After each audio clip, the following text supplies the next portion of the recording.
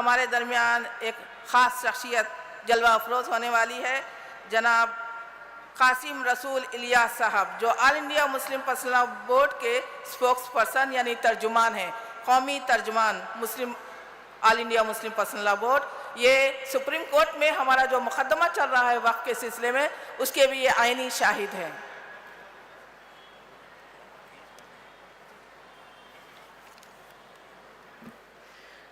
الحمدللہ رب العالمین والصلاة والسلام علی رسولہ الامین وعلی آلہ اصحابہ اجمعین الی یوم الدین۔ حضرت مولانا خالد سیف اللہ رحمانی صاحب دامت برکاتہم، صدر All India Muslim Personal Law Board, stage پہ تشریف فرما ملت کے کابرین، ارکان بورڈ، محترمہ Jalisa Sultana Sahiba, convener women wing All India Muslim Personal Law Board, سب سے پہلے مجھے یہ بات کہتے ہوئے بڑی خوشی ہو رہی ہے کہ جب ہم نے وقف ترمیمی قانون کے خلاف کی تاریخ میں یہ منظر کبھی نہیں دیکھا ہوگا کہ پوری اپوزیشن آپ کے ساتھ کھڑی تھی، صرف کھڑی نہیں تھی، شام رات کے یعنی پوری رات تک بحث ہوتی رہی پارلیمنٹ میں۔ ایک طرف بی جے پی کی پھسپھسی دلیلیں تھی، ایک طرف بی جے پی کے حملے تھے، ایک طرف ان کے الائز تھے، اور دوسری طرف پورا اپوزیشن مدلل انداز میں وقف ترمیمات کی مخالفت کر رہا تھا۔ رات کے 4 بجے لوک سبھا کے اندر یہ قانون کے اوپر ووٹنگ ہوئی ہے۔ آپ سوچ سکتے ہیں کیا ہندوستان کی تاریخ میں کسی مسلم مسئلے پر، ایون شاہ بانو کے مسئلے پر، اتنی طویل مباحث، اتنے مدلل مباحث، اور اس کے بعد سب نے یکجہت ہو کر اس کو ریجیکٹ کر دیا؟ میرے خیال سے اگر جس نے بھی پارلیمنٹ کی بحث دیکھی ہوگی وہ سمجھ گئے گا کہ بھئی بی جے پی نے چاہے یہ قانون پارلیمنٹ میں اپنی اکثریت کے بنیاد پہ منظور کر لیا ہو، لیکن دلائل کے بنیاد پہ مسلمان جیت گئے۔ دلائل کے بنیاد پہ اپوزیشن نے بی جے پی کو پچھاڑ دیا پارلیمنٹ کے اندر۔ یہ چوتھا بڑا اچیومنٹ تھا جو اس قانون سے، اور بہت ساری چیزیں ہیں، میں تفصیل میں نہیں جاؤں گا۔ اس وقت جو سپریم کورٹ میں بحث چل رہی ہے، آپ دیکھیے، ایک طرف سالیسیٹر جنرل ہیں جو پھسپھسی دلیل دے رہے ہیں، یہ کہہ رہے ہیں کہ اس کا مطلب یہ نہیں ہے، اس کا مطلب یہ نہیں ہے، اور یہ قانون جو ہے ہم نے جو لایا ہے وہ اس سے یہ نہیں ضائع ہوگا، وہ اس سے یہ نہیں ضائع ہوگا۔ اور دوسری طرف ہمارے طرف سے جو وکیل کھڑے ہیں، کپل سبل، راجیو دھون، ابھیشیک سنگھوی، سی یو سنگھ، ان کی دلیلیں آپ دیکھیے، نظام پاشا، ان کی دلیلیں دیکھیے، آپ وہ دلیلوں کو دیکھ کر بھی اندازہ لگا لیں گے کہ کتنی مضبوط دلائل سامنے آ رہے ہیں۔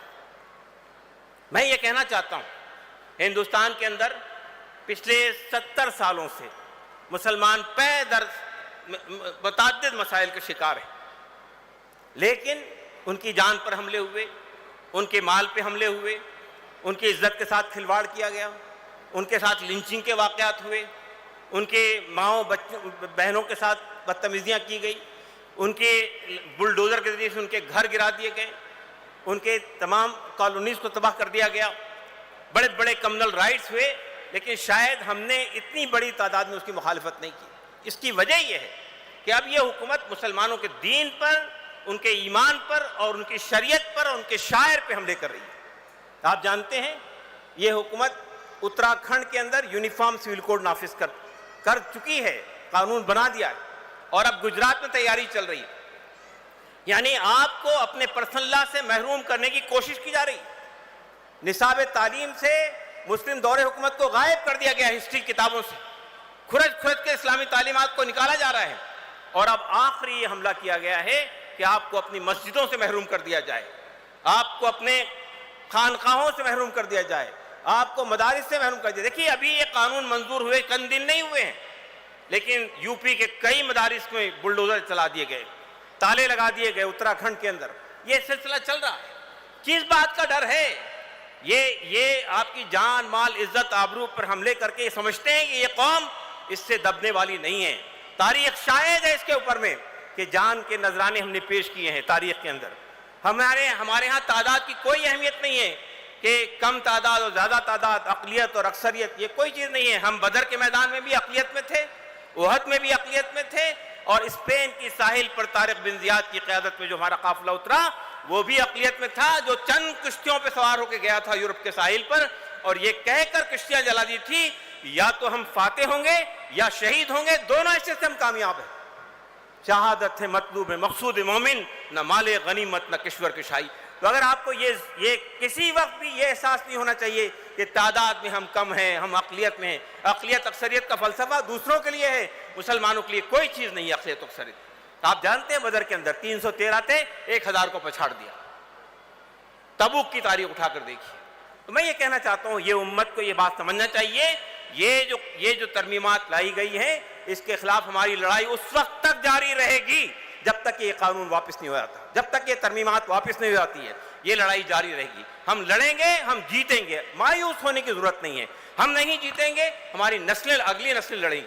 تو میں یہ کہنا چاہتا ہوں کہ سپریم کورٹ میں جو بحث چل رہی ہے، اب سرکار کیا لائی ہے، کھوج کر ایک دلیل یہ لائی ہے، یہ وقف کا قانون جو ہے وہ اسینشل ریلیجیس سروس نہیں ہے، یعنی لازمی چیز نہیں ہے اسلام میں۔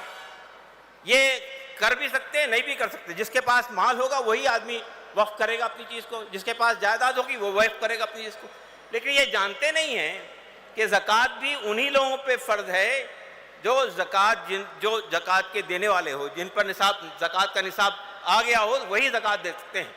لیکن نصاب کے بعد بھی زکوٰۃ نہیں دی جائے گی تو وہ گناہ کا مرتکب ہوں گے، ان کے خلاف اعلان جنگ ہے۔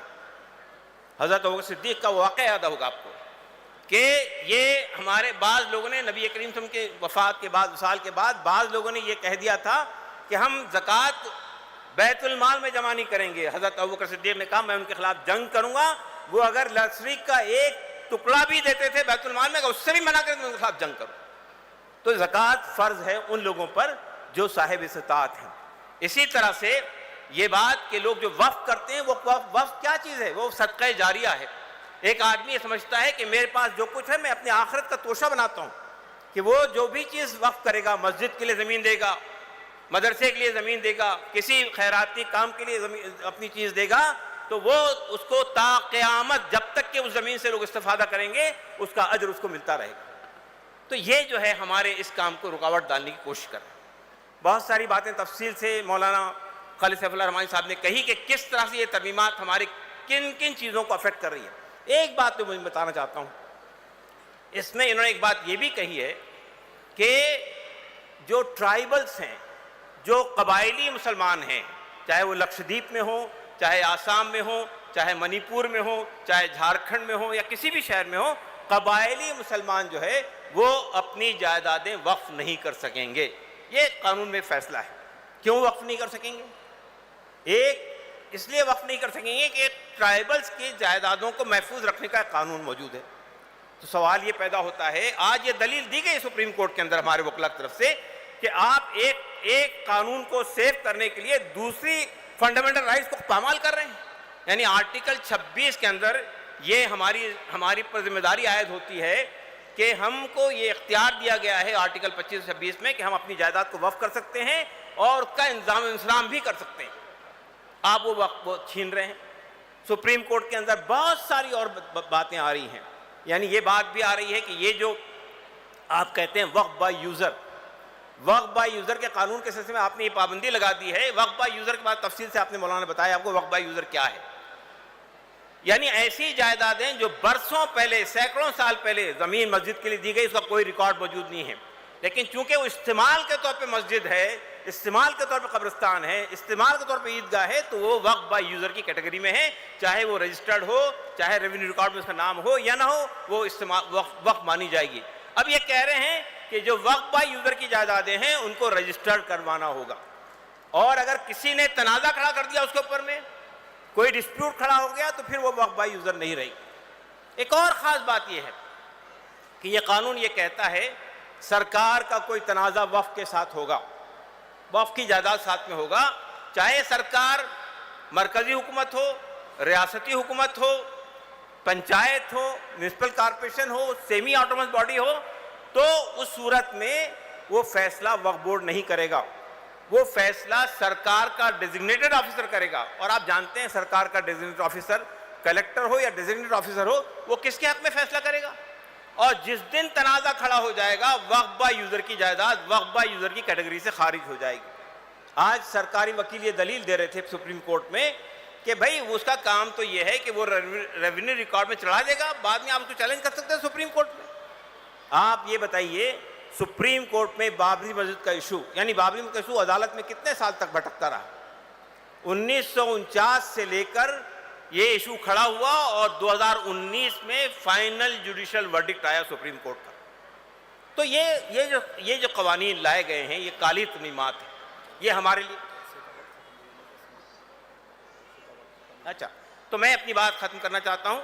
میں یہ سمجھتا ہوں کہ ہمیں یہ بات صاف کر دینی چاہیے سرکار کے، یہ امت ہرگز بھی اس وقت تک خاموش نہیں بیٹھیں گی جب تک کہ یہ تمام 48 ترمیمات، کالی ترمیمات واپس نہ لے جائیں۔ اور یہ یاد رکھیے گا، آپ یہ فیصلہ کیجئے، ہم لڑیں گے، ہم جیتیں گے انشاءاللہ العزیز۔ جزاک اللہ خیر۔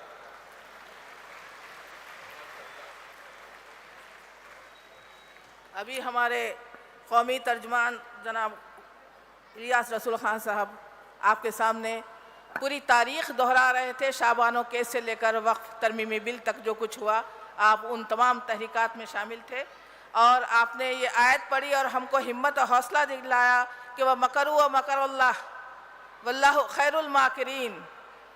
یقیناً اللہ کی چال بہت مضبوط ہوتی ہے، لہٰذا آپ کو ہاں خواتین، میں آپ تمام سے گزارش